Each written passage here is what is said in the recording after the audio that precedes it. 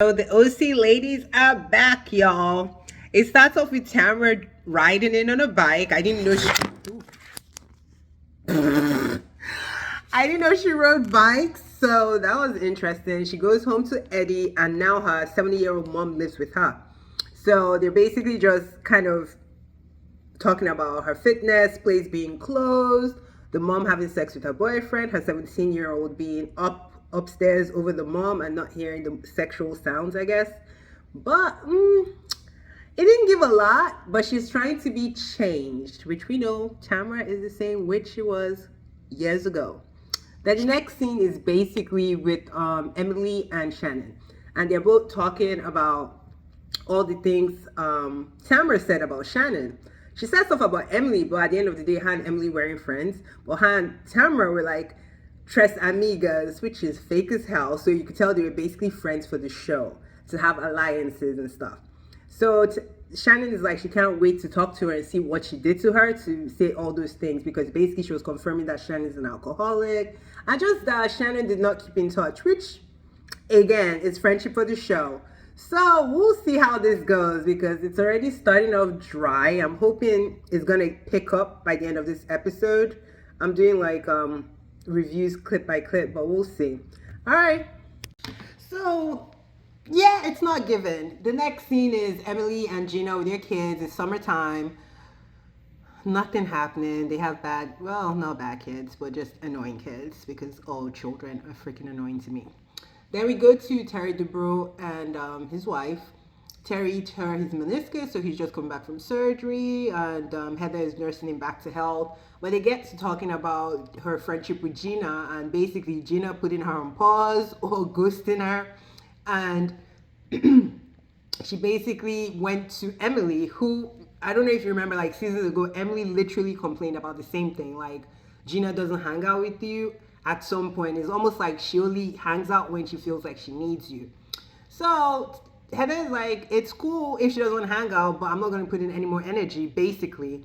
So yeah, I don't know. Nothing is happening in this episode. I'm waiting for it to pick up. We meet the new cast member, Jen, who apparently is introduced by Tamra, because from what they're saying, they met at Cut Fitness years ago. Maybe the chick was trying to get on the show back then. I don't know. But she met her current boyfriend there as well. We don't know what she does yet. Still waiting to hear. They asked Tamara what she does, and Tamara basically said she's a hoe. So I'm sure there's more to that story, but we will find out. So they're going bowling, and I guess the lady is going to do some kind of event, so all the girls will get to meet her at that point. Then the next scene is Heather and Gina. And Heather basically is like, hey, first Gina is like, she showed up in her neighborhood. Heather's like, girl, nobody shows up in my neighborhood. I have 3 gates. But anyway, she receives her with open arms, because I really think Heather fancied Gina, especially the whole New York connection last season. But she basically tells her, girl, where have you been? You've been missing in action. Are we friends? Or are we just like co-workers? Because there's a big difference and I want to move accordingly. Gina starts ranting about nonsense. And Heather like draws her back in, like, girl, back to us. You don't invite me for stuff. I'm seeing you posting things, but then you act like you don't have time for me. And Gina is like, well, it wasn't like fancy, so I didn't know if to invite you or not, which is BS. I mean, just invite her, especially for charity. Like, who cares if it's, personally, I don't care if it's fancy. And I know Heather is like, oh, shri, like high and mighty, but I don't think she really cares if it's fancy, especially if it's for a charity event. So they kind of squash it, and man, Heather's house, God, those are goals. Those are goals. Like the views, the pool, the outside furniture, everything just looks so expensive. I love it. It was nice. And she has her assistant running for Starbucks and everything. I'm just like, this lady she married right. That's what I'm trying to do. She married right. Okay, I already know the new wife is going to be fun, because her house is literally a zoo. She has 15 million children and 15 million animals, and a boyfriend that is with her. I don't know what the boyfriend does, but she seems like to be the one with money, because she says her ex-husband went back to Oklahoma to work for her family, but when he's in town, he comes back to the house. So they're still, I guess that's a good co-parenting thing. And once in a while, you might slip back into his bed because the ex-husband looked good. I was like, how'd you go from that to this? Because this one is all goofy, talking about can he wear the ex-husband's jacket. I'm like, nigga, stop. But we get to the pickleball with Heather, Tamra, and Gina. And they're obviously playing the game first. Then eventually they start talking about Tamara's relationship with Shannon. And Tamara is basically like, she ghosted me. We go to a confessional. And Shannon's like, I didn't ghost her. I didn't even know how to decline a call. I'm like, girl, who doesn't know how to decline a call?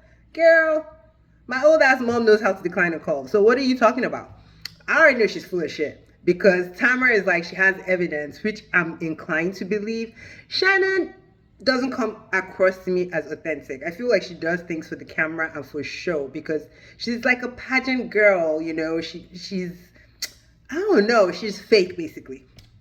And Tamara is like, what hurt her the most was when Eddie had health issues and basically she never checked on her, which is BS because remember when who else back in the days when Vicky's boyfriend said he might have when he was faking cancer. Shannon gave all these resources. How is it that your friend, just because it's off camera, is going through some health issues and you don't show up? Like, make that make sense. But everyone about to meet at this yoga retreat, so we're about to see what's up. So it's yoga day and all the ladies come, but Heather is late because she had to pick up Shannon.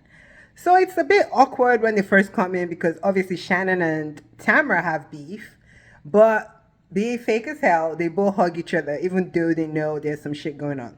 Yoga goes on. There's this part where you're, I guess, revealing your innermost thoughts or whatever. So Emily and Tamara basically apologize to each other and squash their beef, which is good. So they having cocktails, they go inside. Gina brings up the fact that Tamara needs to just tell Shannon how she feels. And as they're talking, Shannon walks into the conversation, but Tamara had looked towards the place Shannon was walking towards, but she kept talking and acting like she couldn't see her. So Shannon's like, girl, are you talking about me? Because what the hell going on? Then Jen basically reveals, during that sharing of, personal stories, that basically her family loves the husband. They don't understand why she wanted a divorce. They didn't support the divorce and everything.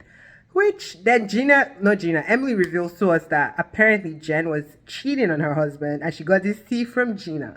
So I told y'all that Jen lady was gonna give because I'm like, life seems so chaotic. And a chaotic housewife is a good housewife. Say what you will about that. That's that on period. The ladies scatter because Shannon is like, are you guys talking about me? Because they're talking by the food. And Gina and Emily are running around like chickens without their heads. I'm like, y'all need to just chill. For real, for real. So all of a sudden, Tamara starts crying. I'm like, bitch, why are you crying? You've been saying how basically Shannon is shit. She ain't nothing good. All this stuff. Then all of a sudden, you're crying, talking about my dog died. We closed the fitness shop. You just said that she ghosted you. Obviously, why would she care that you're crying now? And why are you crying? You've been saying awful things about her, so you're crying for her to give you a hug while you've been trashing her? Make it make sense. Like, I can't. That's on period. Anyways, y'all let me know how this episode went. I thought it was a good episode. I'll give it about a C for a premiere episode. I think it could have been juicier, but I see Jen as a housewife being an asset, so I'm looking forward to that.